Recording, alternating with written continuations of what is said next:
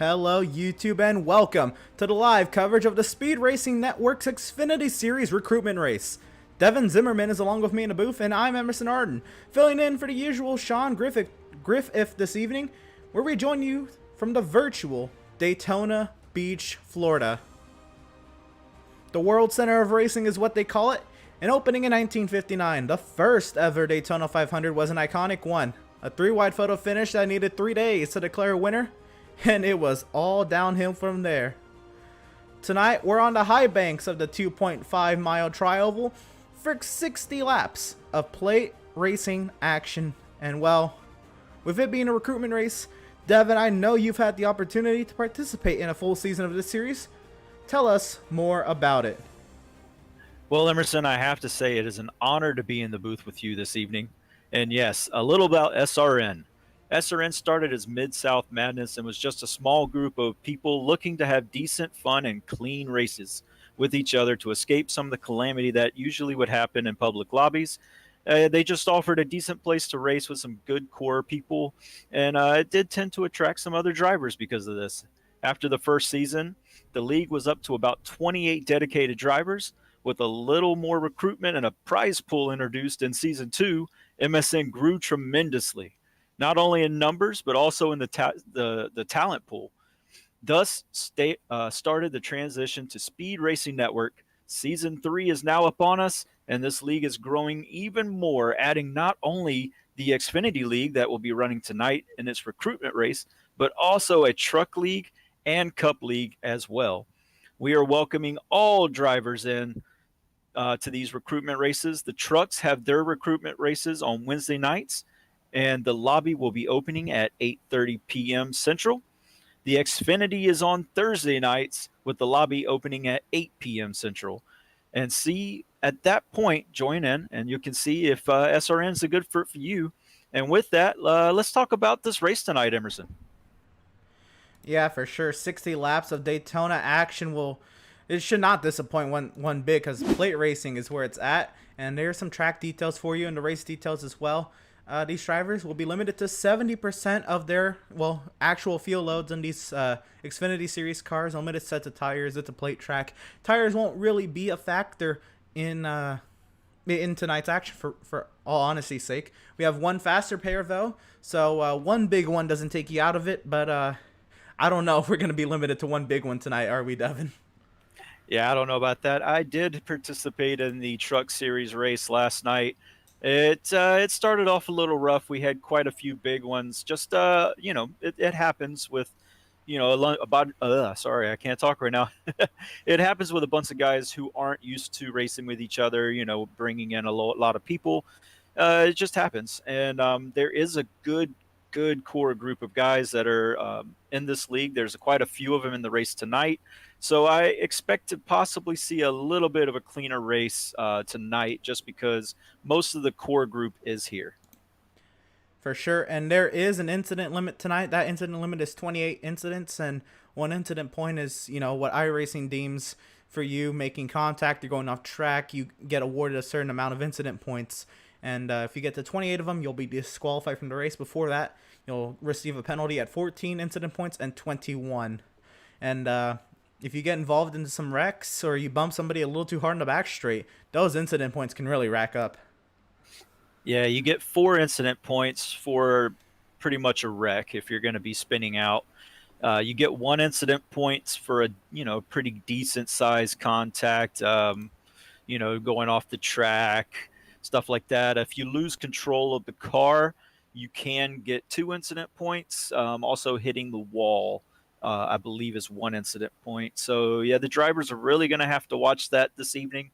I will say last night I did get close to the incident point limit, even though I didn't even finish the race. I got taken out. So, but yeah, it's really easy, especially at these types of racetracks, which everyone is so close together. You're right on the top of each other, nose to tail the entire race. It's white knuckle the whole time. So yeah, there will be some incident points tonight. No doubt about it. And we are here in qualifying. Qualifying is underway. And yeah, we have about 6.5 minutes remaining. Each driver gets 2 qualifying attempts. And let's see who's out there on the track. Looks like, oh, here we got Chad Wampler. He's actually coming on to the back straightaway to start his warm-up lap. Let's see if we can catch up with somebody on a timed lap. Brandon Browning's actually coming around to complete his second timed lap, so he comes to the start-finish line, and where does his second lap put him? Does it improve it? Puts him 7th. Yeah, that's not bad. You can see that the track timing here, everyone is very, very close. Within the top 15 are within a tenth of a second. So, I mean, it just comes with plate racing again. You can't really pull away. You have to um, pretty much use the first qualifying lap to build up your speed. So typically, most people, they'll stay up close to the wall for the entire first lap, and then on the second lap, run low in the corners, and then let the car drift up to maybe the middle lane, high lane, just depending, going down the back stretch and the front stretch. It's just how you have to drive these qualifying laps with a super speedway, just because there's a plate in the car, a restrictor plate, and it's just hard to build up speed here. Let's talk about the banking that is this track, and we're on board here with Chad Wampler. He's on his first timed lap, but he is choosing to run that outside wall on his first timed lap. And how much of an advantage is it running that outside wall on your opening time lap than it is just running the racing line, which would be towards the yellow line? It's all about building up momentum. So that first lap, you want to build up as much speed as you can. Just because you come off, at full throttle coming out of the pits and on the backstretch, and you've got the backstretch, turn 4, and then the tri-oval, you still aren't at full top speed when you get to the start-finish line. So it's good to take that first lap, build up as much speed as you can. If you run the inside, you tend to cut the wheel a little bit harder coming off the turn than you do on the outside lane. So it can kill some of that momentum, kill some of your speed, and you're not able to keep that momentum up when you come to the line for your second lap. So that's why people choose to run that outside line, to build as much speed as they can, as much momentum as they can, so that second lap can improve greatly. And Chad goes to the top of the list, as we say that, by 3/1000ths of a second. My goodness, that was, and we were on board for that a whole lap.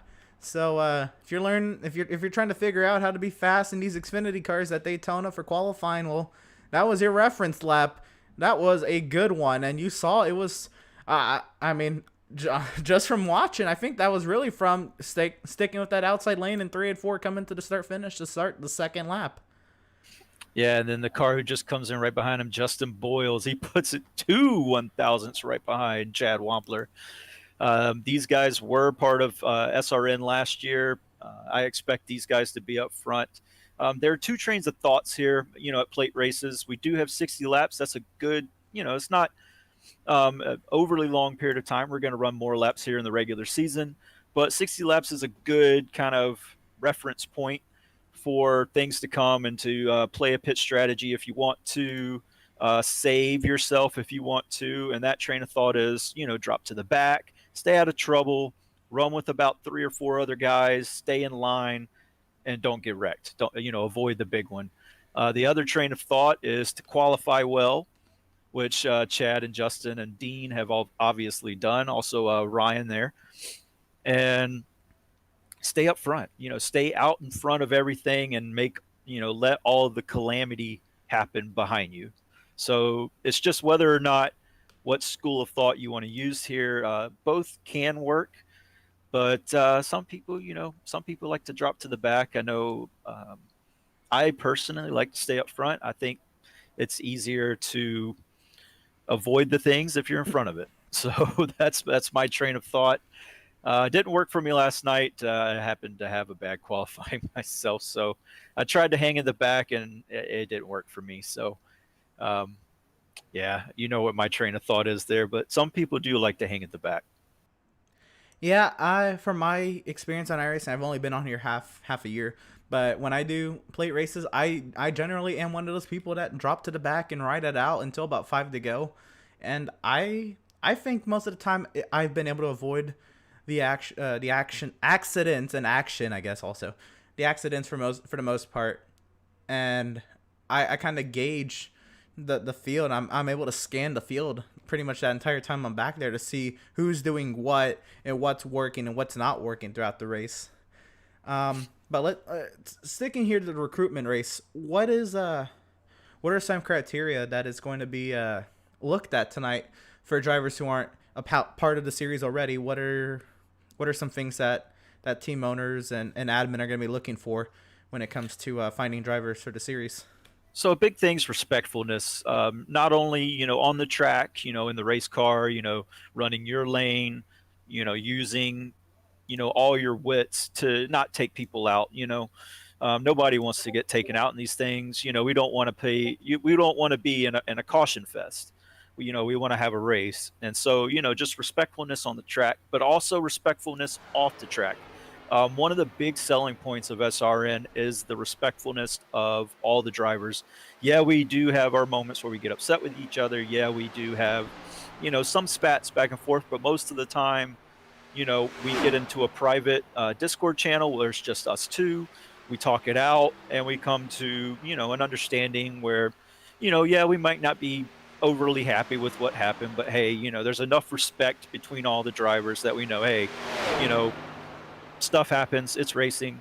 We'll move on to next week. We'll be back at it.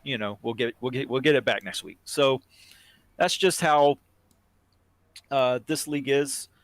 I can say pretty much every single person in the league is that way. We'll hear some spats possibly tonight just because it's a super speedway, but I guarantee you it won't be anything like what you would hear in like a public lobby or something like that. It'll be controlled very well by the administration, who will be looking over the race, and also the core group of drivers themselves. For sure. So with qualifying complete, we have a starting lineup to take a look at, and yeah, Devin, to walk us down through our top 10. Yeah. So the first pole sitter here for this Daytona race, Chad Wampler with 50.534. We were on board with that lap, and boy, he ran that first lap right up against the wall, ran that second lap very, very smooth. Stayed right on the yellow line, but don't hit it. That's a big thing. If you hit that yellow line, you're going to kill your momentum that way too. Second place, Justin Boyles. Third place, Dean Brummett, last year's runner-up champion in the championship there. Fourth place, Ryan Ducombe. Fifth place, Timothy Latham. Sixth place, Daniel Baldler. Seventh place, David Duke. Eighth place, Byron McDonald. Ninth place, Cody Havens. 10th place, TJ Roberts. 11th place, Steve Seegers. And 12th, Brandon Browning. We fall back to the next page, and falling back to row 7, we'll have Greg Olenek, and we'll have Michael Simmons running at row 7. Row 8, Simon... Wow, I'm gonna struggle with that. Simon, you know what? I'll save myself, and we'll just call him Simon. Simon, yep. Sean Dice in P16 will fall back. Row number 9, Daniel Keefe and Daniel Dow. A couple Dannies on row 9. Row 10, Oscar Jensen and Nathan Nixon. Fall back row 11, Sean Koiser and Danny Chandler. In row number 12, Vincent Cortez and Jared Duda. Yeah, and I think everyone else behind them did not take a qualifying lap. These may be in the school of thought of, let's stay in the back, let's stay out of trouble. Then in 25th, we're going to have Kyle Mays. 26th, Brady Road. 27th, Bobby Mace. 28th, Todd Mays. 29th, Kyle Spees. 30th, Larry Rayborn. 31st, Kelly Puckett. 32nd, Daniel Williamson. 33rd, Michael Murray. 34th, Steve Tattersall. 35th, Daniel Michael. And 36, Stephen Bard. And see, riding out the back here, we have Zach Hollinger, Randy Lanning, and Julie Bogard. 39 cars showing up for tonight's Speed Racing Network's Xfinity Series recruitment race here at Daytona. 60 laps of action on the docket coming right up. In the field of 39, that is 19 rows deep, double wide, and one car making up the 20th row. Getting ready to get to action here at Daytona, and I've never had the opportunity to commentate 39 cars at Daytona. This is going to be something. Yep, and if I have to say, I'm going to quote my good friend who's sitting on pole, Chad, risk it for the biscuit, or risk it for the brisket, boys. We're racing at Daytona. Chad Wampler with the push from Dean Brummett. They look to keep that inside going. We'll see if Justin Boyles can get anything lined up on that outside as they roar down to turn number 1. The 650 restricted horses getting up to speed. Yeah, good jump there by the pole sitter, Chad Wampler. He has a good pusher right behind him in Dean Brummett. That outside line is going to drift back a little bit, but once that gap between the second car on the outside lane, Dean pulls out there. That should get them to the front now. Yeah, the power Dean Brummett move right on lap number 1. Pulls out from the 812, and he looks to now pull that 8 car up there, but they're actually falling back a little bit. And I want to say that's because these cars aren't truly up to speed yet. If that was to happen on lap 2, I think we're talking a much different story. Yeah, it does take about a lap to get up to speed, like we said in qualifying. Same thing applies in the race. It looks like the 6 car takes a peek to the outside. That's Daniel Godler. He's not going to do it right now. Probably when that outside lane gets more organized, he will think about jumping out there. For sure. So the top 3, now top 4 have singled it out, and that's Ryan Ducombe trying to keep that inside going. And in a recruitment race, if we're able to go single file and really see the respectfulness of some of these new guys that are trying to make it into this series, I think that will do wonders and kind of test the patience of most people. If they're aggressive, maybe that might be a turnoff, or some team owners might want an aggressive driver to not want to sit around and hold a position for 60,000. So we got contact in the back. Yep, there's some contact in the back. Looks like it stays straightened out a little bit. I'm not sure who that was. The 23 car gets into the wall, his front end. Yeah, Daniel Keyes. Yeah, Keyes going to have trouble getting back around. He got blocked into the wall. Let me tell who that was. Ooh, the car on the inside there. Way to heads up there and stay out of that. That could have been nasty, but for Daniel Keith, that's not a good start. Hopefully he can make it back around. Yeah, that is not a good start, but stay with it. One fast repair, and you can get back into it. 31st position right now for Daniel Keith. We'll move our way back up front where the action is happening. Dean Brummett, remember, he was right behind the 812 to start, and here he is already. He's fallen all the way back. He's committed to the outside line, though, but he's behind the 78 of David Duke. They continue to fall back because that inside line is just more organized. Yeah, that's the problem with super speedways. You have to have organized lines in order to make it move. That outside line is actually a faster line if you can get organized and stay nose to tail the entire lap. Daniel Baldler pulls out in front of Duke there, and they're going to try and take it to the front. This might actually be a challenge for the lead. Yes, a potential lead change on scoring flare, not there. Daniel Bodler on the outside, Chad Wampler on the inside. Bodler's got the help of David Duke, but that 20 of Timothy Latham staying committed to Chad Wampler on the inside, and they will power to keep the lead at the start-finish line. Yeah, you could see the difference of the pushing there. David Duke a little off the back of the 6 car. Timothy Latham right on the back of the 812 car there, and you see how much more speed they had coming down the backstretch and were able to get ahead. Yeah, so this is maybe these moves aren't, I mean, you do want to get the lead because the lead is probably the safest point if you can hold it. And a bump though as I save at the 20. Timothy Latham, he holds on to it. What a move. He shot out from behind the 812 and went around him on that back straightaway. That he almost got spun in the process of it. Yeah, he's kind of lucky that he did get clear of the 812 there. That could have been a very nasty wreck with the 2 leaders wrecking there. But luckily they're able to keep it straight for now, and we are still green, and I am very, very happy about that. Some good racing going on here up front. Yeah, Chad Wampler wants to do the same. He pops out from behind the 20. Can he get a push from Ryan Ducombe? Actually, Ducombe's on the inside. I'm talking about Daniel Bodler on that outside. And, I think just Timothy Latham had just much more momentum coming off of turn 2 that he was able to complete the move. But Chad Wampler, he's still fighting hard on that outside. Yeah, he should be able to, if he can stay a little bit closer to that 20 car coming off the turn, he can get him slowed down just enough to get out in front of him. I don't think it's going to happen, though. He wasn't close enough to take the air off the back of that car. Wampler got the lead at the line, but not clear to 20. Look at to the outside. It's the 25. 25 of Dean Brummett coming back. Is he going to stick with that outside? Looks like he is. He's going to have the 8 to his inside. Yeah, it looks like Boyles was going to let him back down there for a second. Oh, we got a wreck. It's Wampler. Jack. Back straightaway melee. Several cars involved, spinning across the field. Yeah, unfortunately, that happened right at the front of the pack, and that's going to take out a lot of race cars. Their first fast repair is going to be early in this race. Wow, lap 7. They were racing so well. That almost hurts. That really almost hurts me, man. That's crazy. And I think Wampler maybe just got bumped. We'll take a look at the replay before we really say anything. She caught it a little late there, so let's see what happened. And unfortunately, they're like the 16, the 31 come up in the back, in the middle of the track. And just that takes out a lot more cars. Ooh, Daniel Baldler, nasty hit on the inside wall there. Looks like Wampler was getting pushed from the 6. A Bodler, and Bodler, yeah, just hooked them wrong, and yeah, it was on from there. Oh, man, what a hit.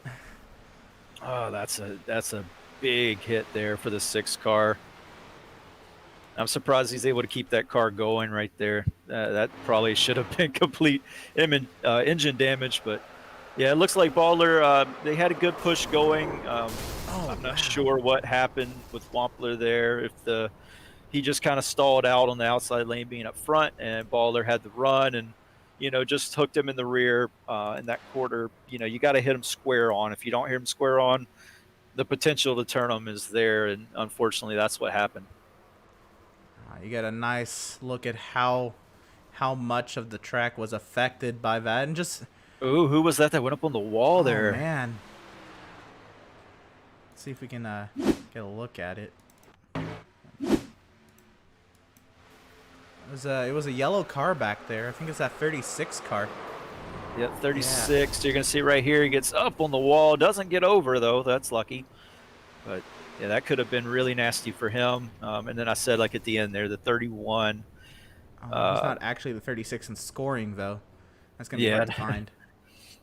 The 31 coming back up on the track. It's hard to keep control of the car going through the grass, so it's probably not his fault coming up through the grass there. But unfortunately, coming back up the track like that, they take out a couple more cars who were trying to hang out. You can see the 3 cars in the back there. That's probably what they were doing, was trying to avoid something like this. And I think you're going to see them get involved just because of these cars coming back up on the track. That 22, yeah, the 22. He thought he had missed. Yeah, and that's just unfortunate, 41 there. Yeah, that's just unfortunate. They tried to hang out in the back, stay nose to tail, stay out of trouble. And, when it happens in the lead, with leaders there right up at the front of the pack, you're going to collect a lot of cars, and it's going to be very hard to dodge them all. Exactly. It was just one little miss bump and calamity for so many drivers. So many fast repairs just used up right there. Yeah, and we've seen this in real life racing too. Just the slightest, off-center bump can get somebody turned into the wall. I think we saw that with it was probably more to do with blocking in real life. What comes to mind is the 8 car of I can't remember his name right now, but the 8 car driver in real life, getting in front of Kyle Busch earlier this year at Tyler Reddick. That's it. And Kyle just hooked him in the court, on the side instead of square on, and it just turned Reddick into the wall and ended his night, and a few others too. I think Kyle Busch ended his night due to that. So, something like that. It's not on purpose, but it happens, especially here. Like I said, you get the run. It's really hard to get the car to slow down and not get run over. Something happened under caution here to TJ Roberts. The scoring says he crashed. Looks like he was just on the apron trying. I think he was blowing an engine, and I think this decided to take the tow back instead. Yeah, it looks like that's what happened. I figured quite some of the drivers. I didn't know if the six would make it around. It looks like he did, so he might be all right. Um, Maybe a couple of the drivers were able to escape with just some cosmetic damage and not have to use their fast repair. It does look like a ton of our leaders were taken out by that. Timothy Latham, Ryan Ducombe, and David Duke look to be okay, as well as Dean Brummett. Yeah, a bunch of those heavyweights up front in the first 6 or 7 laps there. Some of them taken out, some survived to live another day, and that is plate racing. But double wide and getting ready to go with what remains of the field, and hopefully it should be everybody because everybody had a fast repair. Now I don't know if I can say the same thing if you have another big one. But as the iRacing.com Ford Mustang pace car pulls off into the safety of pit lane, it's going to be Timothy Latham and Ryan Ducombe leading us back to the green. We start lap 11. Yeah, Latham gets a big jump, and I don't know if he wants to get that far out in front. Once these lines get hooked up, they're going to fly right by him if he's not careful. Yeah, we're still getting up to speed, and these drivers are going to be lined up. They're going to be getting pushes from one another. They're going to have such a speed advantage. I don't know if Latham's going to be able to block. Watch out, this 113 of Danny Chandler on the outside. A big push from David Duke, and they're going up front. Chandler to the lead, and he's clear. And that's exactly what happened. He actually drops out from the front of the line, though, and David Duke is going to go to the race lead. Can he clear the 113 into the corner? He is clear, but he's sticking with the 25 of Dean Brummett. Yeah, it looks like Dean was a little nervous to hit Danny. You can see some damage on the back end of the car there. That might come into effect with Dean Brummett giving him a bump draft down the backstretch. But it does look like both of them were able to get clear of the 1 for 13. Yeah, and exactly what you said on the start. Timothy Latham just got too big of a jump, and any other track that's not Daytona or Talladega, you want to do that. But you don't want to do that here. In fact, you want to drag the brakes maybe to try to stay with your drafting partner behind you, where they're going to be forced to be your drafting partner until they can get clear to the outside at least. So, might as well. Oh, there's another contact. There's a Haas car in the wall. And looks like there's going to be a lot of action back here. Yeah, right melee. in the middle of the track. Everyone pretty much from 15th on back involved in this one. Does look like quite a few drivers are able to kind of escape there to 36 again. That might end his night. I'm not sure. I say that was a really spread out wreck. Yeah, the guys are still getting up to speed, so hopefully they weren't able, they were able to kind of get slowed down and avoid that. It doesn't look like as many cars were taken out in this one as was the last one. I'm not too sure what happened there. Yeah, well, let's see if we can get a replay here.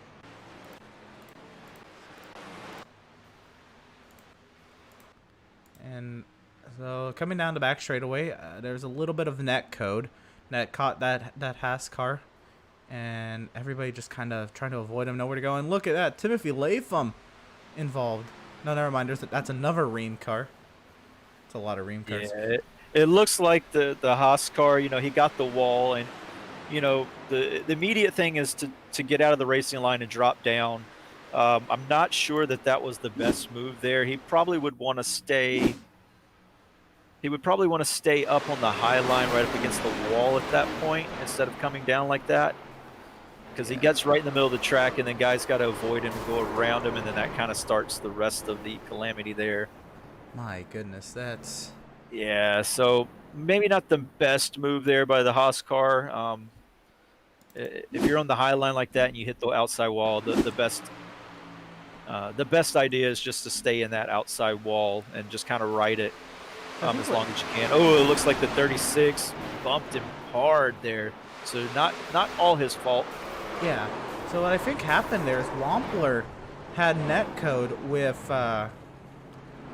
with Simmons, and what netcode is, if you don't know, netcode is unfortunately one of the blemishes to iRacing, and it's just there's a little bit of a lag between one another driver's internet, and maybe the positioning on track isn't the same for both drivers, and that that was enough to unfortunately cause an incident like this. I think Wampler maybe got hit from the 87 on the inside, possibly. He was 3 wide. It was a tight 3 wide too, but yeah, just Oh a lot.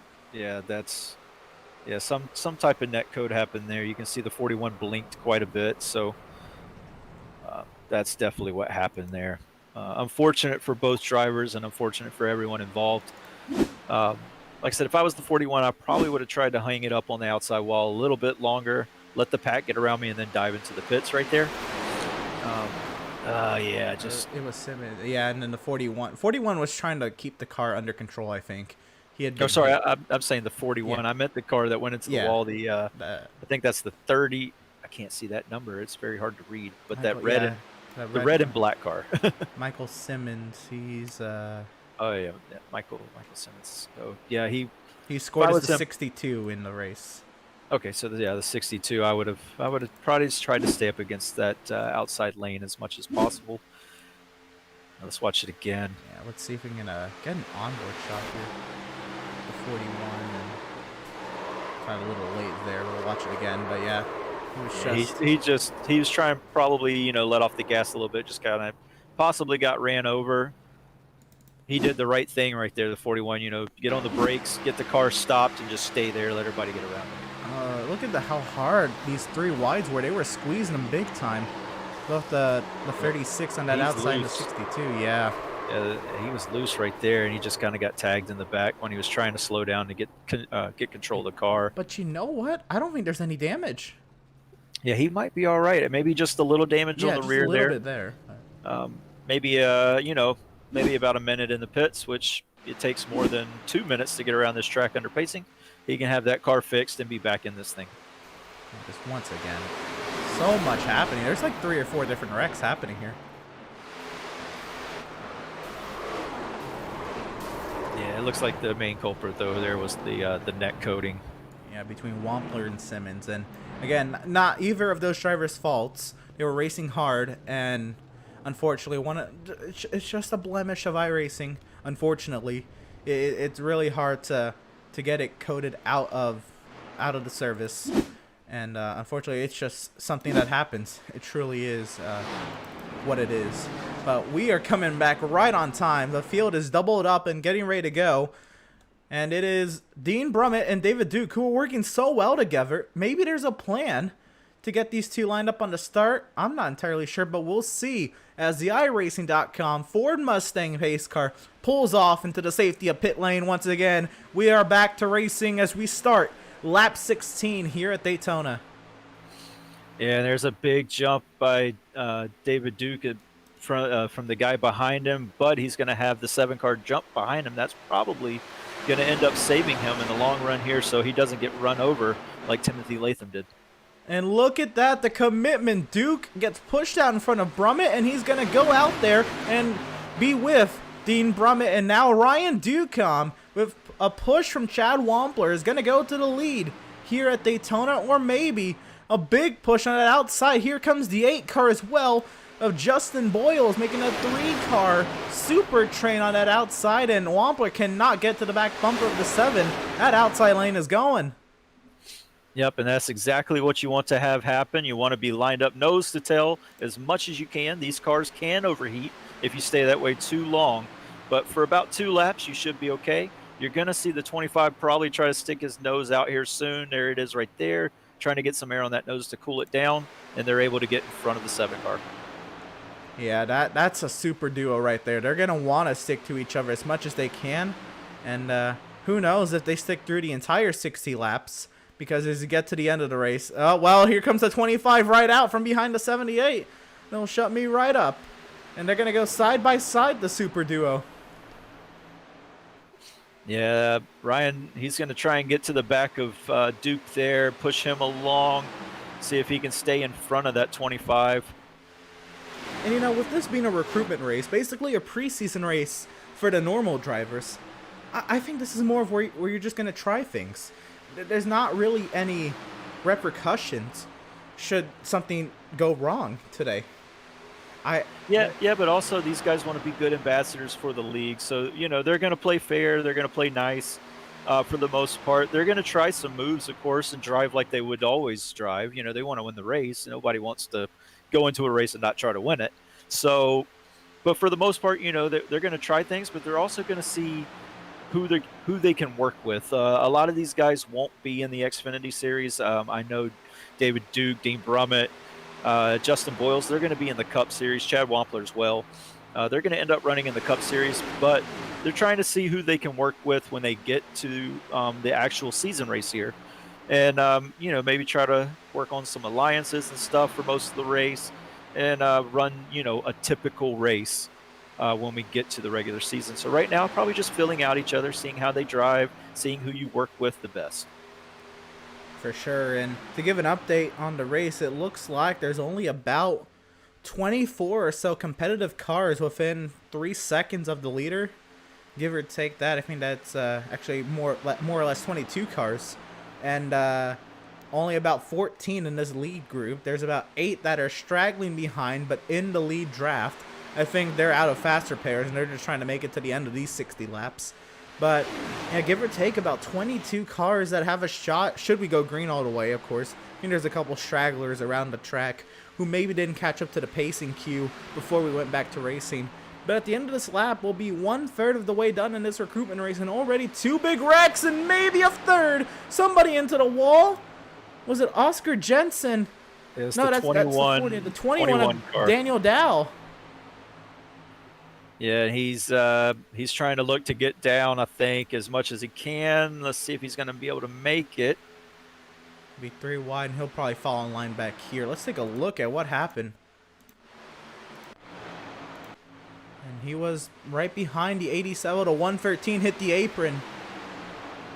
And yeah, there was not really anything the 21 of Daniel Dow could do. That's in turn 3. There is a massive, massive bump right there. Oh, yeah, turn 1. There's a massive bump. Sorry, in turn 1, yeah. If you hit that apron, there are some bumps, and he might have hit one of those bumps, and it just jarred the car up. Not much you can do when you hit those bumps. You just got to hold on and hope you don't slide into somebody. So unfortunate there for Danny Dow. I'm sure he'll try and get that car fixed. Maybe try to hang out and keep in touch with this lead group as much as he can, and hope for a caution so he can get this fixed. You know, I mean, anything can happen in racing. I'm really studying what's happening here, and I don't know what the likelihood of a caution is. I think these guys have seen a couple too many wrecks to their liking. They're giving a little bit more space between, well, as they say it at the 20s, really side drafting Wampler there. But they're taking it a lot easier now than what they were in the opening 7 laps.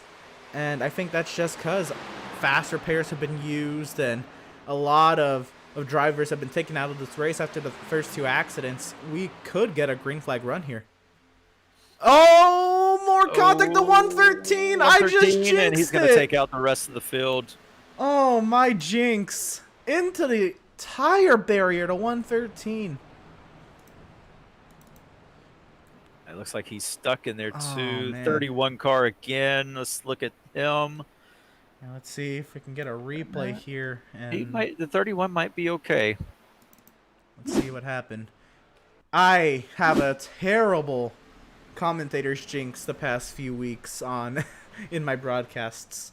Man, you should watch this from Daniel Baller's view. What a miss for him. He was involved big time in that first wreck. He cannot afford to be in this one, and he avoided that like the plague.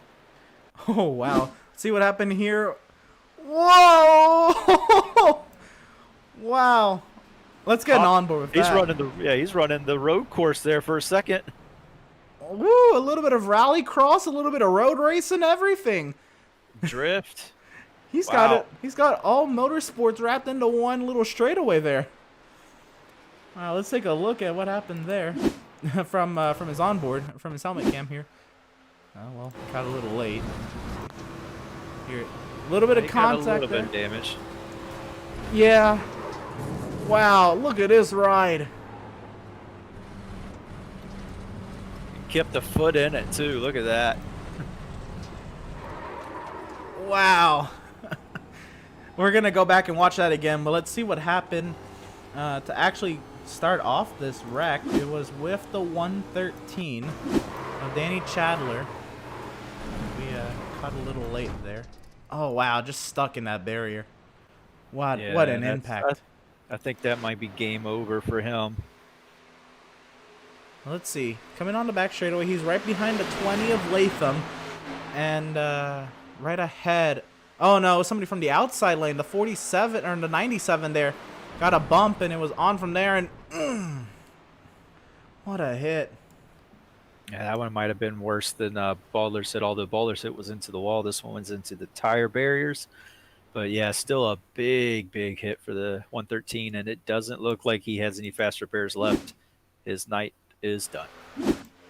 So let's see. Went too far. Who? Okay, this is at 97, and this is kind of what happens when there's discrepancies in car numbers and scoring. Let's see what happened from a different angle. Yeah, the 97 got a bump from the 28 car there, and it was on from there. Jared Duda, the 28. Let's see what had happened. Yeah, it looks like whoever got bumped, I believe it's the 97. I don't know if he just came down or if the 28 got him. We're gonna find out right here.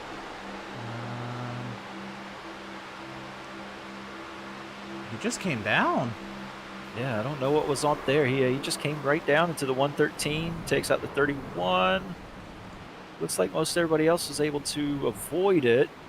Ooh, the 28 there coming up from the 5. Ooh. Good reaction from the 5 to stay out of that. And then the power slide there. We're gonna watch this again. You already know what a ride. See it all happen. There's a 97 down on the 113 and Daniel Bodler. Keep your foot in it. And that is what he did.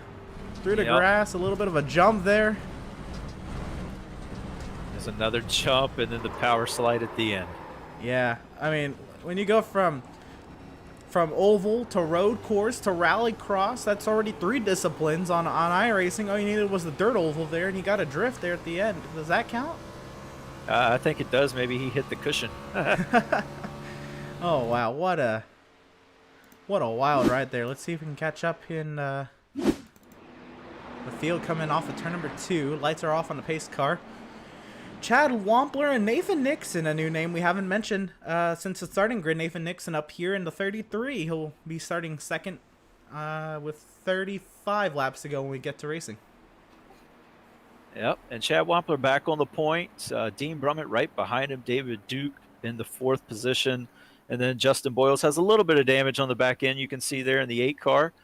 Looks like these guys, you know, they're trying to take the philosophy that I said at the beginning of the broadcast, stay up front, stay out of trouble. And that seems to have worked for the 25 and the 78 for the most part. For sure. Checking the chat real quick. Finally getting a moment too. Bruce Amsden says, sorry to miss one, but watching from Kansas. Well, hope you're enjoying what you're seeing.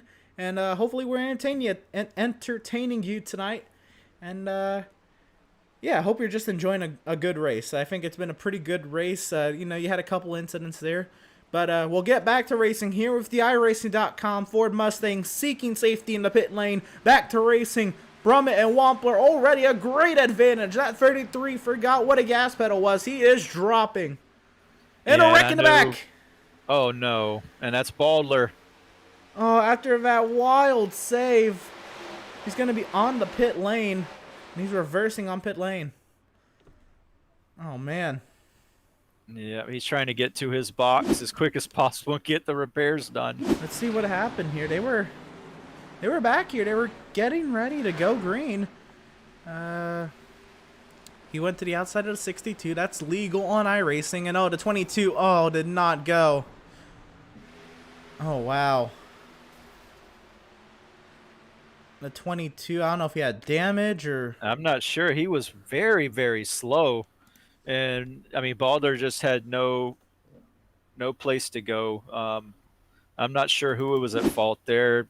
But, yeah, the 6 car just had no place to go. I'm hearing in the chat that I'm not sure what the 22 is doing. Let's see here. He He just didn't. didn't He go. didn't go, and he got Maybe. into the Oh, and wall. he got into the wall.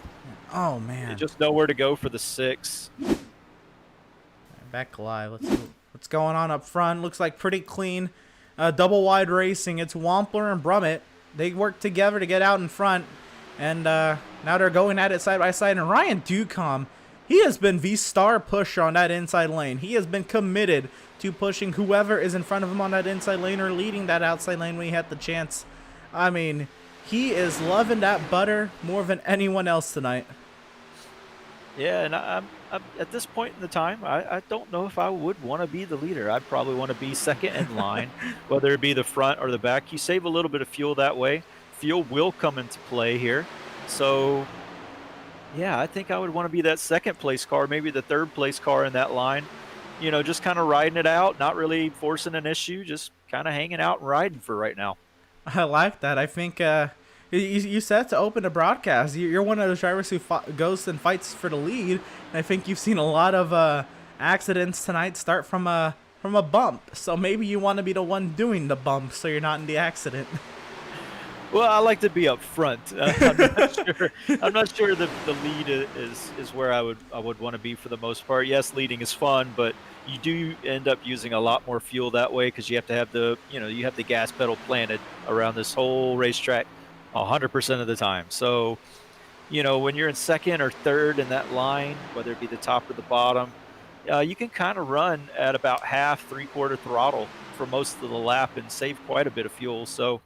It does look like Ducombe's had enough of being in second, though. He's going to jump to the outside. Wow, after they like to disprove any of my points. Oh, a little bit of contact. The 36 seeks safety on the apron. He'll make his way back into the pack. He'll lose a spot or two, but stays in his spot in that line. And yeah, Ducombe was tired of being second after I said he loves pushing whoever's in front of him. If they're on that inside, oh, a push! And they're going to go around Wampler, Ducombe, and more. Latham. Well, that's the entire lead pack. Wampler saves it. What a save by Wampler. Looks like David Duke makes it through it. Oh, and the 31 again. 31. I think the 31's been in everything today. Yeah. And I don't know if any of it's been his fault. It hasn't. Look, he was back here. Oh, and just up the track, Latham. Oh, man. Just an innocent bystander and gets tagged. Wow, for the lead. I think Brummett was pushing Ducombe very, very hard. We'll see what happened, though, before I put blame on anybody. Don't want to be that person and do it baselessly either way. They were just... It was hard racing. 25, I think, just hooked the 7 a little bit. You know what it looks like to me, and I mean, I can't verify this because I'm not in the car, but what it looks like from that view there was that the 7 car was trying to side draft the 812, and the 812 may have hit a bump in that trial boot because, like I said, if you get on that get on that yellow line, there are bumps. Oh, he had a little net coat of a push from the 25. So that's what it was. And then it was that on coat from the 25, and then. Oh man.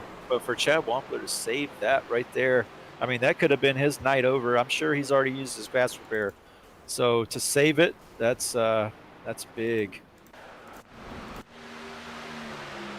Once again, yeah, man, that coat's caused 2 accidents today. Yeah, that was just trying to, just a side draft, take the air off the back of the 812. I'm not sure what the 20 was doing.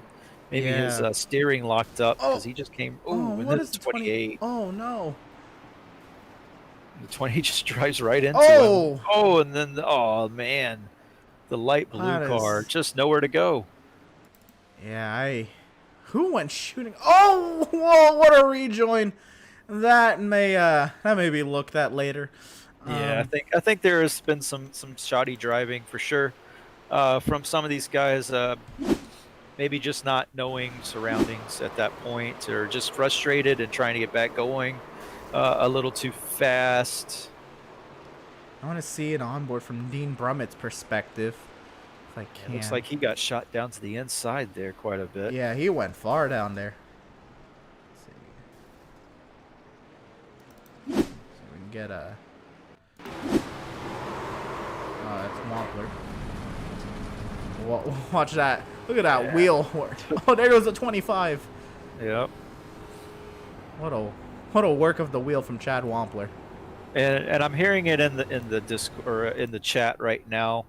It does look, you can see there from Chad Wampler's view, he did go through the pit lane on that in that wreck. Chad Wampler did go through the pit entrance, and because of that, iRacing does give you a black flag. However, this league is very respectful of that rule, so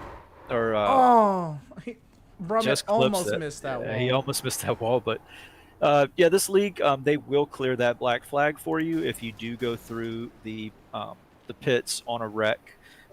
It's no fault of your own.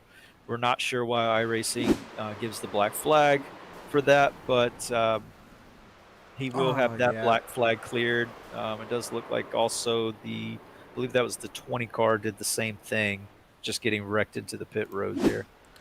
Let's go live and catch up with what's going on. And okay, they're still under caution. So I do want to take just one more look and see how close that 25 of Dean Brummett was from avoiding that inside wall. I mean, he was close. Yeah, it looks like he had a fast repair left, so he's going to be all right for the rest of this race.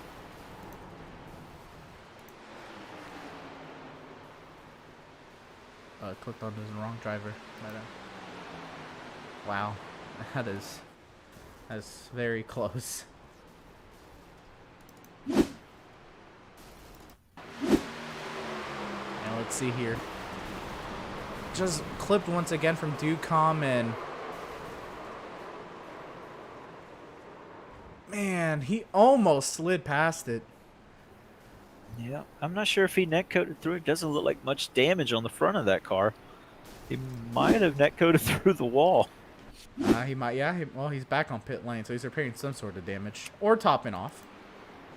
And he does have damage on the rear of the car still, so maybe he doesn't have the fast repair like I thought. Maybe he did net-coat through the wall and the front of that car's okay. He could also not be using the fast repair. If you can stay in the pack, right. If you have aero damage, if you're in the middle of the pack or towards the back of the pack and have a little push, you should be fine. But if you're at the back of the pack with nobody pushing you, or you have no help behind you with aero damage, you could really be hurt for speed. And it looks like the 78 of David Duke back up in the front. The 87, that's a new name up at the front, Sean Dice. He is a returning member from Season 2. We haven't talked much about him tonight, and he's up in the first place coming to the green flag here. Look who's in third place once again, Ryan Ducom. We'll see how this start goes. A couple new players up front. We have the 5 as well as the 41 joining us. So yeah, Todd Mays. We haven't talked about him much. Let's see what these guys can do. You know, now that they're up front. Bad start by the 5. Oh man, yeah, the 5 of Todd Mace having some trouble there on the restart. We are past halfway now. We have 26 laps to go this time by the start-finish line. And it has really been the race of attrition out here. My goodness. But I really got to be careful of what I'm saying, man. I have been jinxing so many people. Yeah, it's the broadcast. Oh, no! Sean Dice into the wall. David Duke, Danny down. Oh, and they go into each other. Oh no, man! And David Duke got stuck in the tires. And no caution. Oh man, no caution. It looks like David Duke had to tow, and man, Sean Dice's engine's about to go. Oh man, I don't know if I'm allowed to talk anymore. This is we bad. Just said the broadcaster's curse, man. We are just we are on it today. Oh man, I don't quite know what to say. Well, let's watch the restarter. Let's fast forward a couple incidents here. Yeah, it's a bad start by the 5 that gets David Duke out by himself. Take a look at an overhead shot. 5 catches back up really quickly. I think he's going to give the 70. Or no, the 3 inside cars get hooked up nose to tail. Great pushing there. Oh, just so tight on the Yeah. bumpers. Yep, just so tight on the bumpers. No room for Oh. error, and just a little bit. Yeah, that I is. tell you what, I mean, if the 87 does make it all the way back around there, if he was able to make it, the 78 did save his night because he would have been stuck on the tires. Yeah, yeah, that 78 was his cushion. Man, what a hit.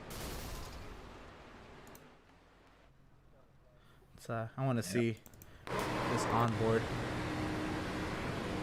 This is David Duke's onboard of that accident. Yeah, just nowhere to go, and the car's off for a ride. And then another car joins you, and just now, Larry Rayborn Jr. has crashed. He scored as the leader.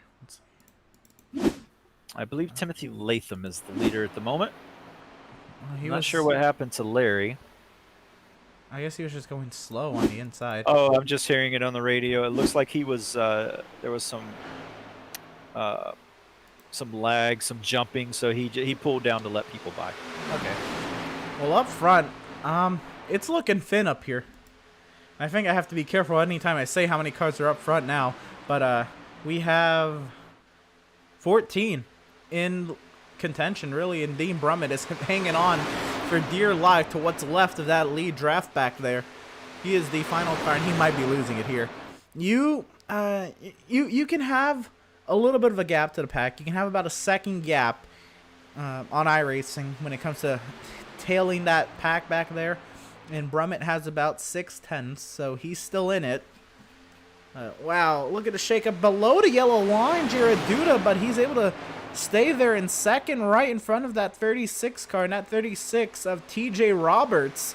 Wasn't he involved in that first big one? I believe so. Quite a few of these guys were involved in that first big one. They've kind of made it through the rest of these wrecks. Maybe they had some minor damage and were able to get it repaired. I am hearing on the radio that there's a lot of beat-up race cars up here in this front pack, though. It sounds like these guys are trying to take it easy, make it to the end of this thing. Justin Boyle says on board with the 8 was fun. I don't know what the timestamp of that is, so I'm not quite sure what he's referring to. But I'm sure any of these onboards have been fun because they have been wild, these onboards. Maybe he was trying to get me to show that onboard. So my apologies for missing it in its time. But, yeah, I mean, it's been a wild night, but here with 22 laps to go, it's 70% fuel load. And it looks like the 28 is going to drop back. Maybe he had a little bit of enough there. Going to try and drop back. Ooh, why did you come up right there? I wouldn't have if I would have waited a little longer. Way to stay out of the wall there for the 5, and I don't know who that was up on the outside there, but I think the 23. a very dangerous move from the 28 coming back up that high that soon. Yeah, that was interesting for sure. Trying to see who that was. It's a lapped car. That car that was by the outside wall. But with 21 laps to go, they went green with 26. Can they make it? Oh, somebody's going around. That's the 8 of Boyles into the inside wall. No. We might be able to get on Yeah, I board think we're with gonna it go now. on board now. Oh, Chad Wampler into the inside wall now. Oh. What is going on? Let's see what happened to Chad Wampler. And then he got clipped from the 2. 2 incidents on the back straight. You see the 8 car in the background. Yeah, it looks like just bad, just not lined up when they're going to push each other. Man, that's rough for both of those drivers. Such great qualifying for both of them. That was our front row right there. Oh, wow, it was. Let's see what happened here. It was a little hook. It was the same as the very first incident that happened with Chad. He got hooked in that right rear, not square, and it just turns him. Let's see what happened with the 8. Yeah, let's go.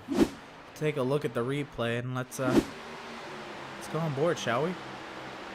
And that's Dean Drummond, normally a really good pusher. Justin Boyles onto the back straightaway. Yeah, just turned him. Well, there's his Ooh, onboard. a big hit there. Let's see the overhead shot now. And he wasn't able to keep it started either. Looks like the engine died there. Unfortunate. You know, when you get onto that back straightaway, oh yeah, He just hooked the left mistimed rear. it.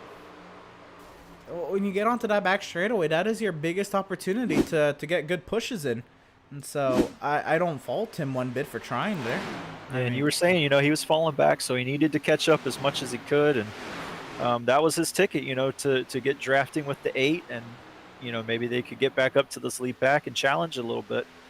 Just bad timing, but it does look like our front 4 are nose to tail, and maybe they're going to stay that way and try and make it to the end of this thing. Yeah, we only have a 4-car breakaway, I think, and then we have a pack back here with Kyle Mays and Brady Road. Yeah, And they're a little too disorganized. If they want to catch this front pack, they still can. But if I was them, I would try to kind of even it out a little bit, get in front of each other, get down on that yellow line, and you know, chase that front pack down. It looks like they're trying to do that. yeah, they almost got it, I think. But like yeah, I understand not trying to give up your position, but you know, those 4 cars out front are getting away. And it looks like they're going to get down here. So there we go. They're getting up, hooked up nose to tail. That's what they need to do. Stay just like that. You'll catch them up real quick. yeah, for sure. They were over a second behind, but they have so many more cars in this second group. They have about 7 cars in the second group. That is going to definitely overpower 4. And they're already catching up. They're now just outside of a second behind the 36 car. And they're passing the lap car of the 21 of... 21. I should know this. 21 is Danny Dow. Danny Dow, okay. That's right. I raced him. I raced a couple races in this series, by the way. I ran a couple of the road course rounds, and I ran a race at Texas. But Devin ran a full season, or almost a full season with these guys. Yeah, I competed the full season. Ended up in 4th in the championship. I did miss a couple races, just for family emergency stuff, but made the playoffs. Like I said, great group of guys. You know, super speedways are hard for everyone. I think it's really hard to have a full clean race at a super speedway. This is pretty much the best we could have hoped for. There's some good green flag runs right now though, with 16 laps to go. Yeah, for sure. We're riding on board with 5th place Brady Road. You see, he's closing up now on those 4 cars. He's gonna maybe take this line behind him to the front. Watch this run they're gonna get on these 4. Yeah, his best bet is to wait until after they're off turn 2, take the run on the outside, and then just power on through to the lead. If he can do it right, he should have a great run here. He might not be there with enough momentum. You know, I think he's got 1 car behind him. Yeah, and they need to be a little bit closer behind that 12, and they would have had it. Now it looks like he's going to be just in the line here. They're probably going to have to do that. Yeah, they're not even going to try, which is okay. You know, ride it out. 15 laps to go. You didn't want to do it too early anyway. And they think these guys are going to be right at their fuel limit. About 30 laps is kind of, you know, where you start getting a little nervous. Oh, contact at 28. They're going to hold it. 97 what a save in the wall, though. From Jared Duda, and they're not out of it. If they can get lined up, these 4 back here, they can stay with it. Yeah, the 97 needs to hop down. There he goes. They can still line up and do this. Let's see what happened. Yeah, the 28 has a good guy behind him now, Dean Drummond. He'll be able to push him back up there. Just a little bit of a clip from the 2 car. I think that's the second time the 2 car today has done that, and yeah, 2 cars missing his front bumper. You don't want to do that, and you definitely don't want to do that in a turn. Bump drafting in the turn is kind of one of those customary no-nos. Let's see the work here from Duda. Wow, what a save! A beautiful save there by Duda. Back up front to Ryan Ducom. He's got about 5 cars with him. Oh, and they're catching lap cars here. A trio of lap cars right in front of them. We'll see how this works out.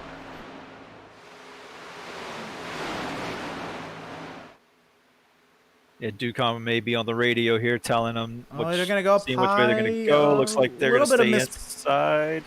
A little bit of miscommunication, it looked like, but they do get it done. Yep, and if you're the lap cars there, you just want to keep in your line, make yourself predictable. Oh, you don't want to do that. You don't want to do that. You want to make yourself predictable. Just if you're on the inside lane, stay in the inside lane. The other guys, they'll go around you on the outside. It's where you become unpredictable that causes problems. Yep, that's exactly. The leader prefers you to get out the way, but at the very least, if you hold your line, let the leader work around you, all will be well. But if you start changing your line and the leader's like a couple car lengths behind you, that's where problems can arise, and that almost was the case with the tail of that lap trio as Ryan Ducom was approaching. I think that third place car wanted to go high out of the way, and the other two were committed to the inside, and Ducom was going to the outside. It was very close. Yeah, and it looks like we got that 4-car breakaway again. I believe the lap cars are between that four front cars and those other cars that were chasing them down. So, yeah, those lap cars have definitely kind of shooken things up here at the front a little bit. 3 wide, and is that Duda making his move back up? Look at Duda going to 5th. And TJ Roberts is a car for position, so there's 3 cars on the lead lap that are broken away, and it's a very slight breakaway. Everybody's still in the lead draft. But 3 cars in that little trio, then a few lap cars. And vintage Jared Duda, which is he looks like he's got a little bit more speed than those lap cars. Maybe they're a little damaged, so he's trying to work his way through them right now. Forced his way inside that 20. Yep, you don't want to do it below the yellow line. This SRN league, we do honor the yellow line rule, just like in real life NASCAR. If you advance your position below the yellow line, you do get a black flag. So you don't want to do it, but it looks like he was able to stay above it and force his way through there. So a good move to get around that lap traffic. 9 laps to go here at Daytona, and it's Jared Duda trying to close up to those lead lap trio. Up front is Ryan Ducom up front over Oscar Jensen, Timothy Latham, Jared Duda, Vincent Cortez, Brady Road, Dean Brummett, TJ Roberts, Kyle Mays, and Sean Koiser in this little breakaway. Actually, Sean Koiser, Kyle Mays. Oh, and there's a car in the one. It's the 36 of TJ Roberts up into the air. Yeah, caution out with 9 to go. Oh, what a move to not get any more damage to that 36. The 20 comes right back up in front of the... Oh, no.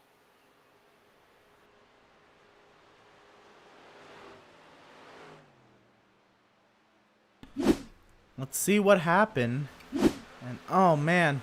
Oh, lifted with that 33 car. My goodness. Let's see. And then behind him, is that the 20 car there? It's not scored comes as the right 20. back up in the track. Oh, in front what of was 3 that? guys.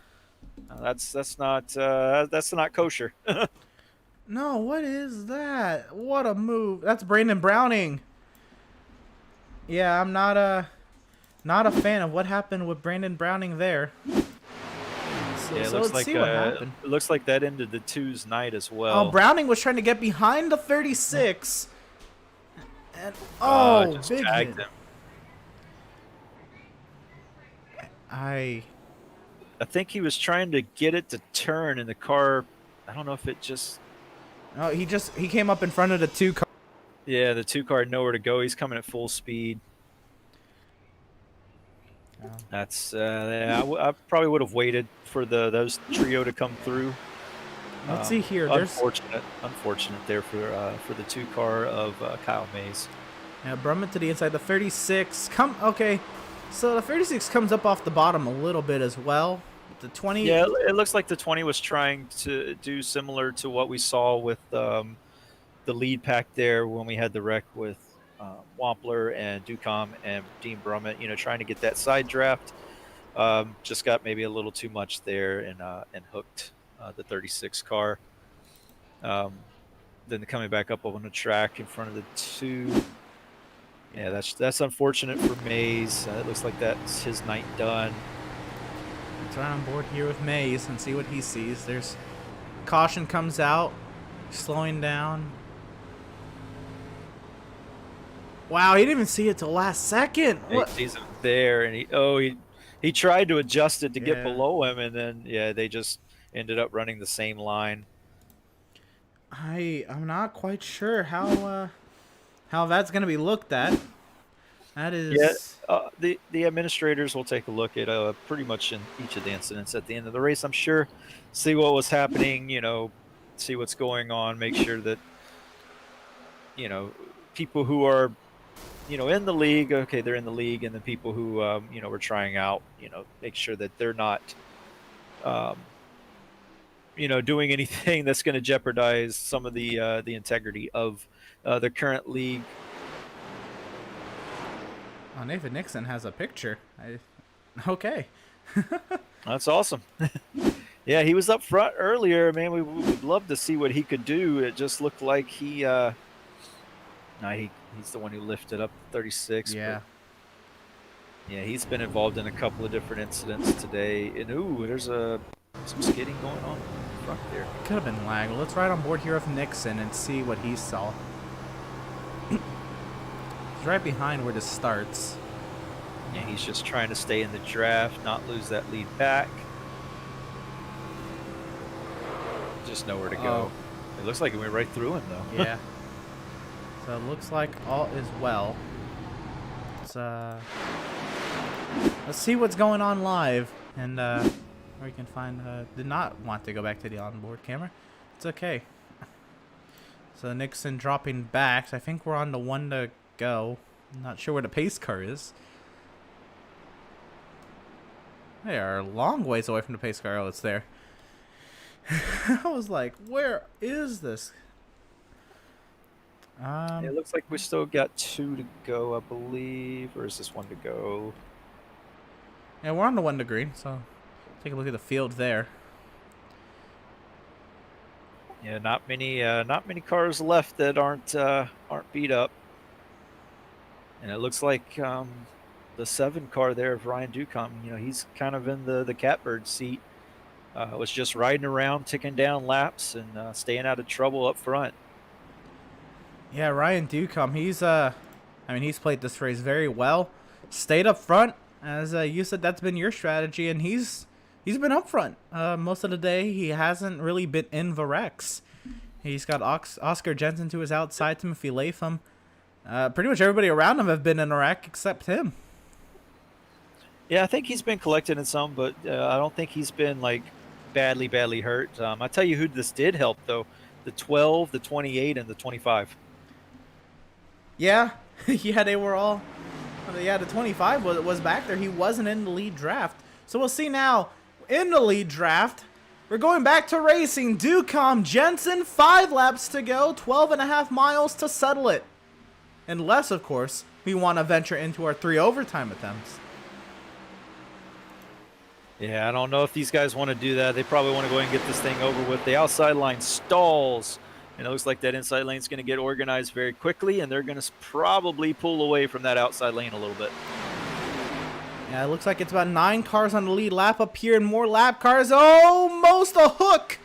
Both of the 20 cars, the Dollar General 4 and then the Ream 20 almost both hooked. Some drivers there, but it looks like everybody gave space, which this is the time I didn't expect any space to be given. But here we are, we're coming around to 4 laps to go, 10 miles left here in this recruitment race, 60 laps scheduled and 55 down. And it looks like these guys on the outside are going to try and give Ducom a run for his money.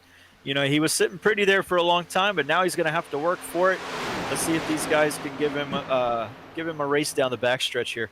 And Jared Duda to the outside, a push from Bobby Roode, but looks like they weren't able to keep it as organized, and there's more cars strung up on that inside lane, and now the 4-car lagging. That's really going to hurt the outside, and he drops down to the inside, leaving Duda with no help. There's a lap car in the outside lane. Oh, and it's going to cause an accident. The 113 hard into the wall. The 25, Dean Brummett, 2. Oh, And man. Danny Dow. Yeah, I'm not sure who that lap car was. That's not good. I Yeah, don't. that lap car is probably going Oh, that slow. Should have been down on the apron. what an impact for both the 113 and the 25. Yeah, and the 21 gets involved. He's just trying to stay out of the way, go slow down. It's on board with the 113 of Danny Chandler. Look at the lap car. And, oh, just nowhere to go. Oh, man.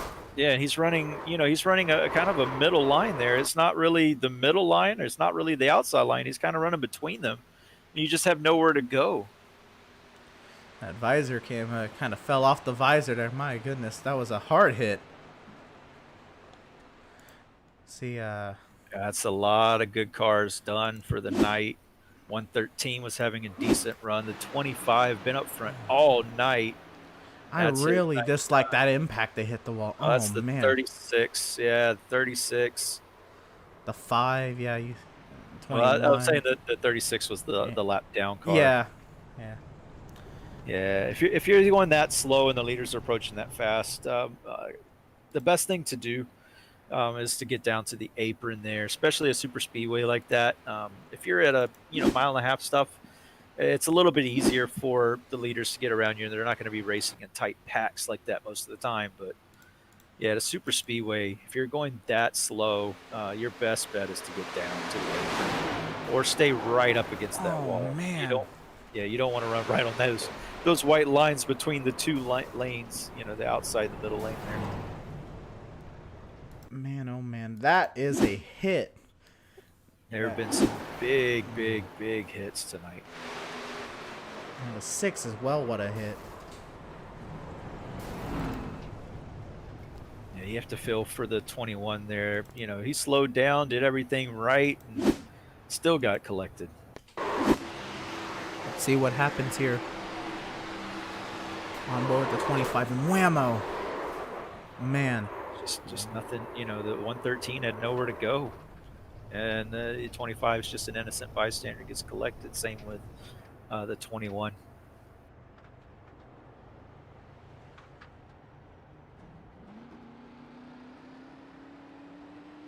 Looks like we're gonna have maybe 8 cars coming to the line here with a chance to win it.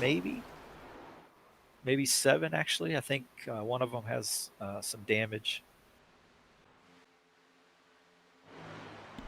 Taking a grandstand look at it from the spotter stand, really. What the spotters see, and there's the lap car to like get low. The lap car's in the middle of the track, go somewhere, and The lap car's just right in no man's land. there's not a lot those guys could have done. There's nowhere really to go. The outside's crowded, the inside was crowded. Yeah, and I can understand some hurt feelings with the maybe the 113 or whatever, but I think that's solely on the lap car there. You got to get out of the way. You got to get up high. If you're already up there, just get up to the wall, ride the wall, not on the wall, of course, but right beside the wall. Give those 2 inside lanes to the cars battling for the win here. For sure. I mean, like you said, it's one thing, to be that slow and then be in the middle lane, but then it's another thing to really indirectly or directly affect the outcome of this race. I mean, I know it's a recruitment race, but should that happen during a league race, it's unacceptable anyway. That's unacceptable on iRacing, period. But imagine if that was, that affects the outcome of a race. That affects payouts and points. That's That's huge if this was an actual season race. Yeah, and SRN is a team. We do team racing here, so you have a team of up to 5 cars, and you have something like that happen. You're one of your car. You say you're top, all 5 of you are up right there, and 3 of you guys get taken out. I mean, that's a big hit for team points. That could have been a good haul for the weekend. So, yeah, that's definitely a no-no going into the regular season. But I mean, that's why we have these recruitment races, right? You live, you learn, you move on. Um, Mainly the recruitment races are there so we can kind of learn each other, learn what each other's tendencies are, and improve it for the regular season. For sure. And, well, our first attempt at overtime is underway. We are green, and it is Ducom and Latham. Is there a lane change rule in this league? Because he changed lanes clearly before the start-finish line. I believe it will be enforced in the regular season. Okay. I'm not sure if they're going to enforce it in the preseason. I do believe that there is a lane change rule in the regular season. For sure. And it is a recruitment race. I mean, I wouldn't expect it to matter that much, even if it affects the winner. But yeah, in the season for sure. Oh, three wide. Ducom split. Latham got a big run off of turn 2 there. Oh, the block. The block on Bobby Road. The 41 of Jensen did his part. Pushed the 20 clear out to the front. 5 cars, nose to tail. 1 lap to settle it. Yeah, and I'm pretty sure that Ducom's going to want some payback for that. He's going to try and push the 41. Let's see if they can get a good run coming down into turn 1. Last time through turn 1 and 2. The final time round here at the high banks at Daytona. And it's the 4, Bobby Road. He's pushing that 20 big time because if they can get out in front by themselves, he can settle it amongst him and the 20. He's going to pull out to the outside now. That outside lane, it's got some momentum. The 41 goes even higher. 3 wide for the lead. The 41 nearly into the wall. The 7 wants to go with the 41. 3 by 3 now up front. Almost 3 rows deep. Yeah, this is going to be an interesting one. Great racing as we come to the line. It looks like the 4 is the 20 are going to touch. The 4 gets up. Contact! And around goes everybody's going to be. The 6, is he going to keep it? I think Vincent Cortez. Is that the 12? That's Vincent Cortez. Wins the race sideways. What happened? Oh my goodness. Let's see him cross the line and wow, that looks like a lot of Daytona Xfinity finishes in real life. Oh, it looks like, hold on, wait a minute, Vincent Cortez drops down the order. Oh?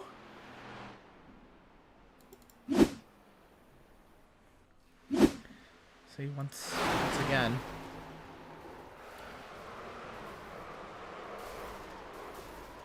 I wonder if he had an incident limit penalty. Oh, no. If that is the case, Nathan Nixon finished second. Yeah, because if you don't serve the penalty,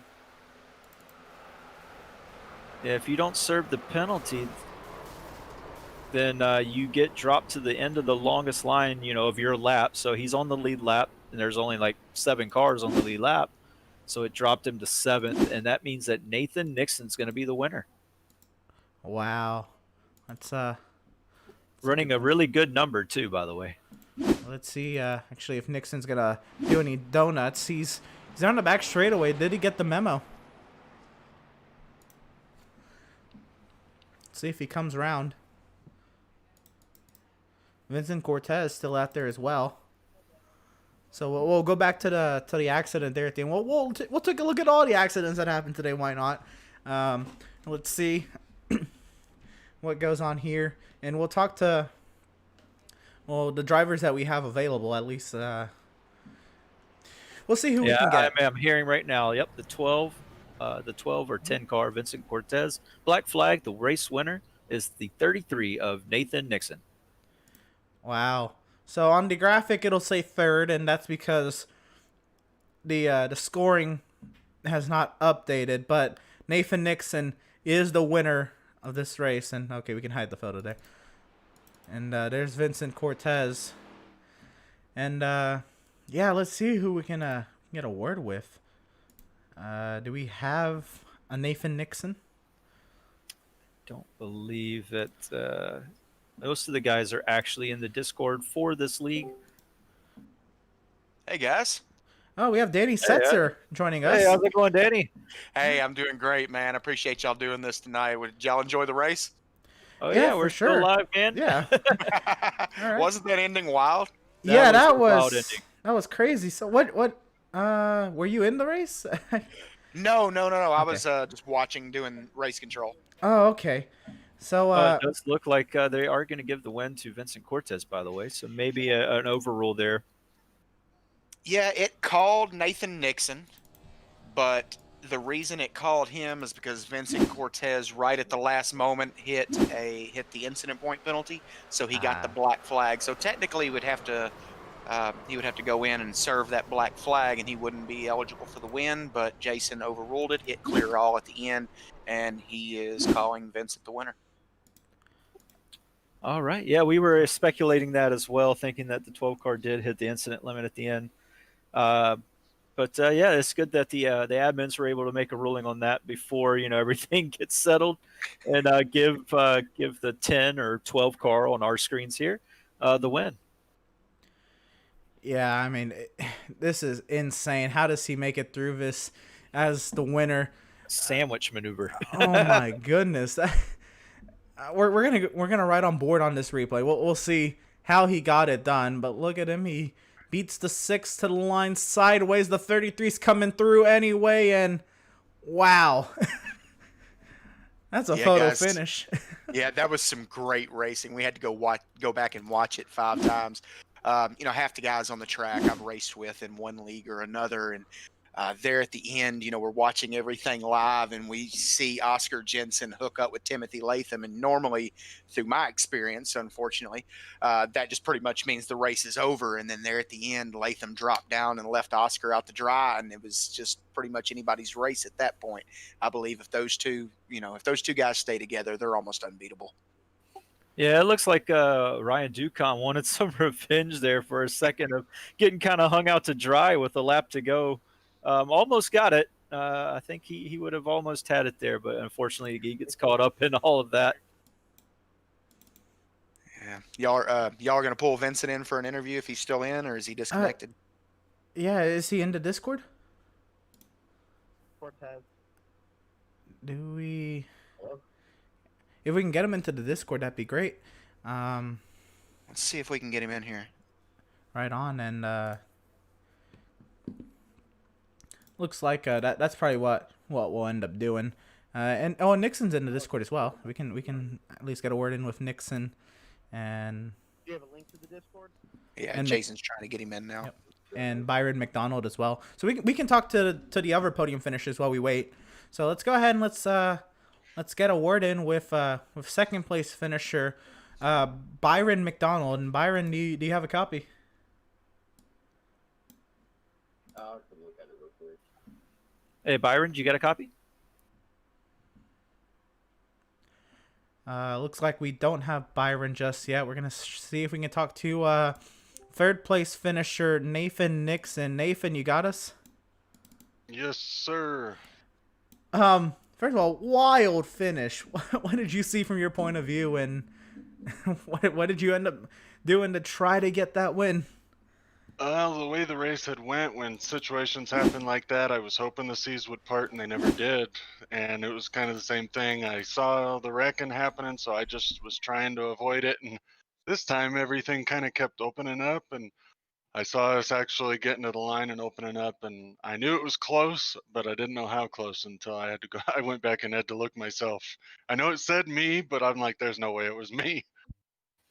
Yeah, it looks like Vincent Cortez hit the incident limit right at the end there, but it was at the end. He was over the line, so the race control is going to give it to him. So close to get the win. You tried to stay out of trouble most of the night. It does look like you got involved in quite a few. I just have to ask, when did you use your fast repair, and did you have to go pit for anything else? I actually had to use it I was a victim of one of the first wrecks, like lap 12, I want to say. And then I was involved in stuff after that, but I would go down and get 10 seconds here, 2 seconds here, whatever. So I was able to not have bad enough damage from then on to repair it in the pits as I went.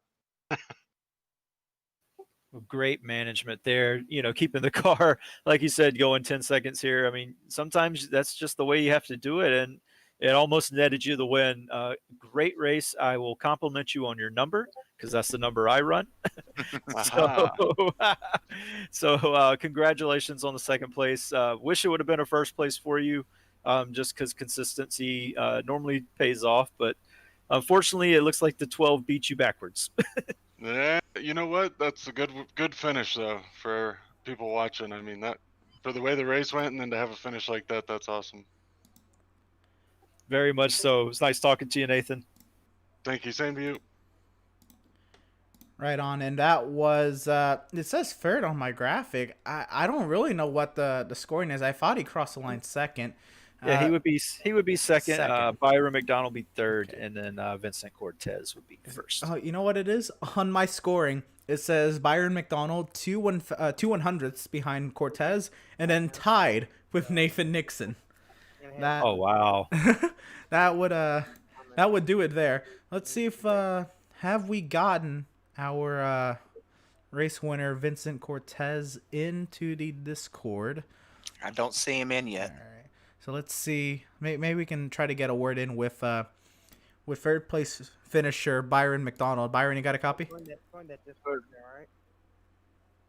Alright, cool. Hello. Hey Byron, how's it going? This is Devin and Emerson in the booth. Walk us through that finish.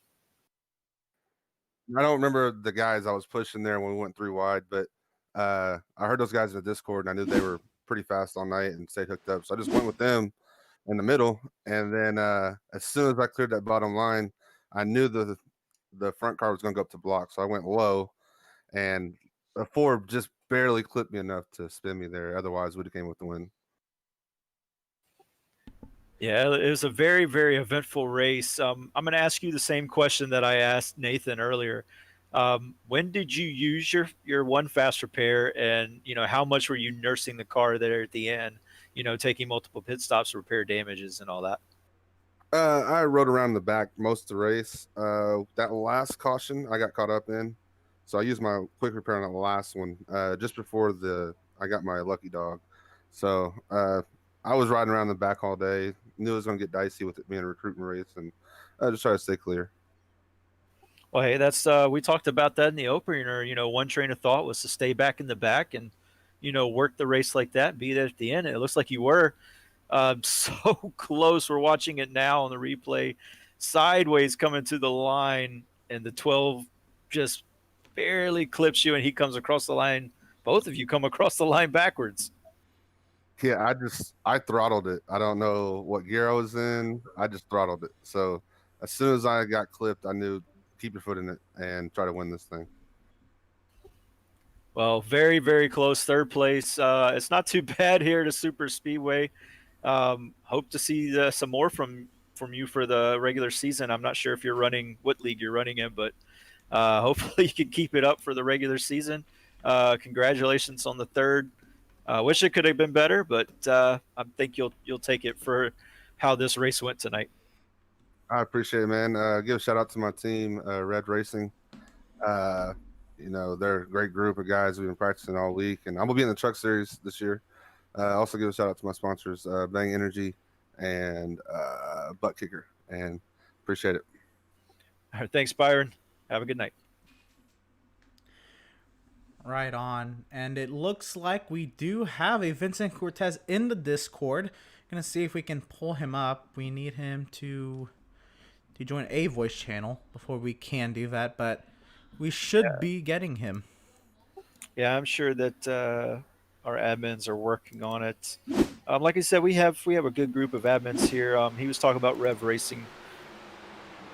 Yeah, I can hear them now talking to Vincent to get him in here, but I'm gonna ride on board with this final lap and just watch from Vincent Cortez's point of view this entire lap. Hey, Vincent Cortez, you got a copy? Yes, sir. Hey, man, we're riding on board with you right now for this last crazy lap.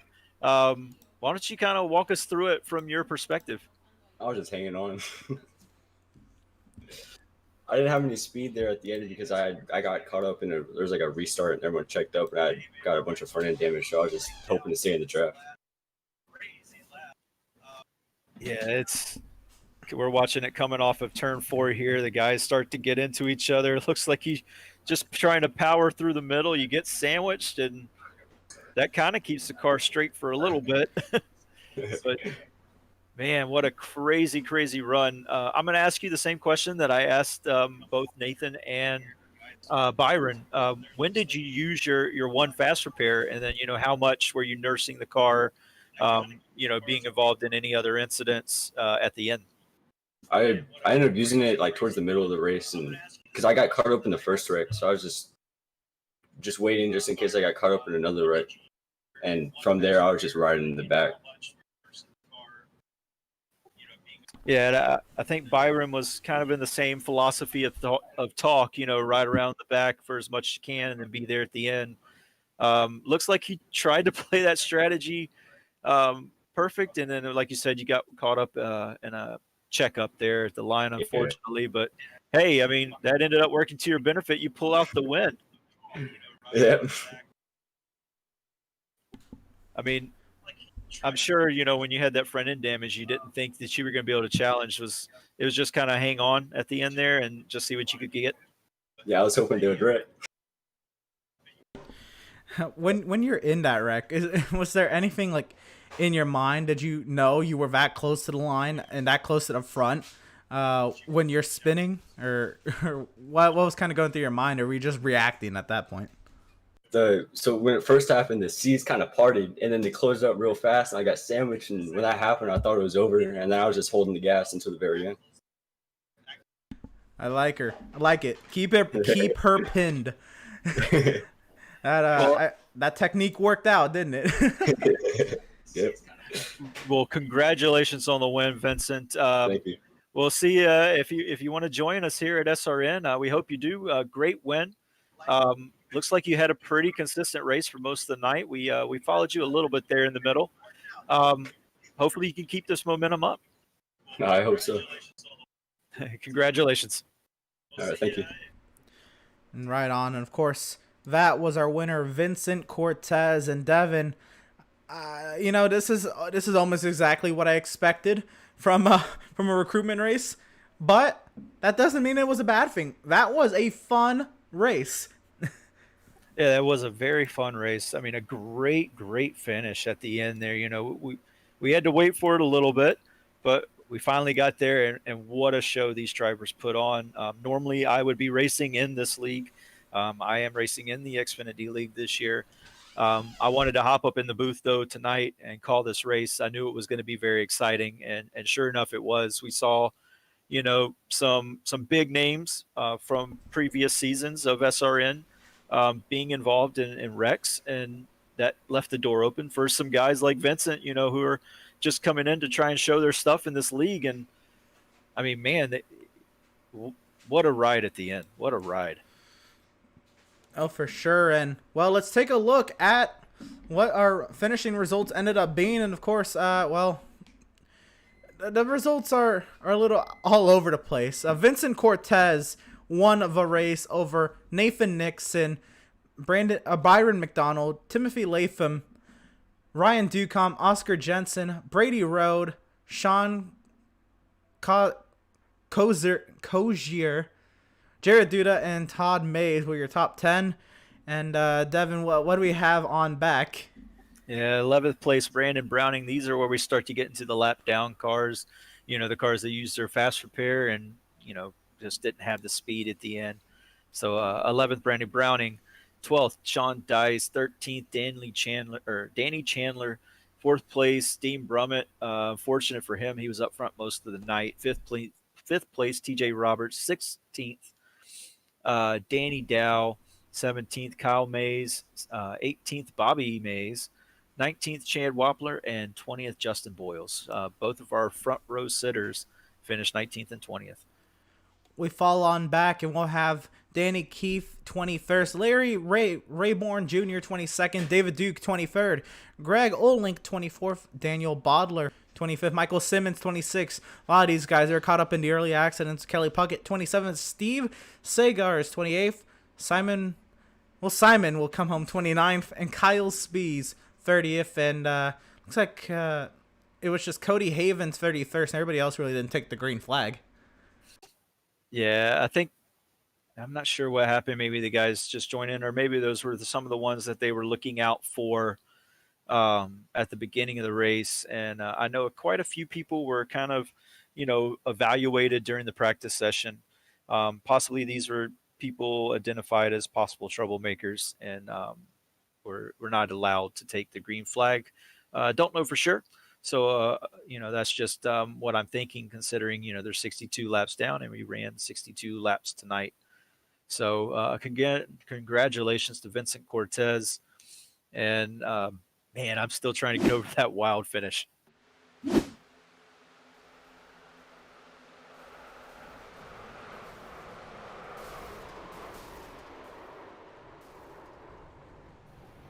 So close at the line there from the 12 and the 33.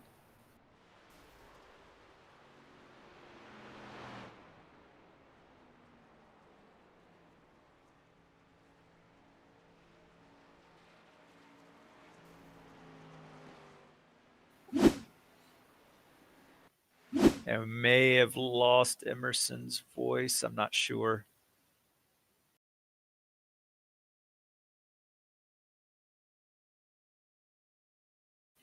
Yeah, as we watch the replay here in slow-mo, you can see it looks like Latham went up to block the 4. 4 had a good run being pushed by Ducom there. And then just all our leaders involved in that.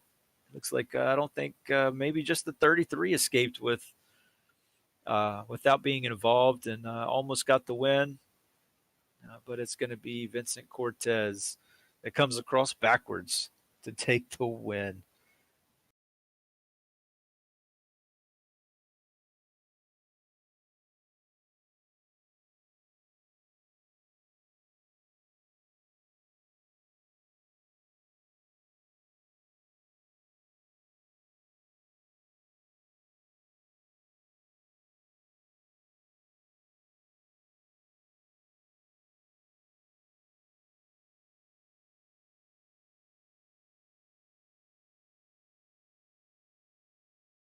Race. Big congratulations to him.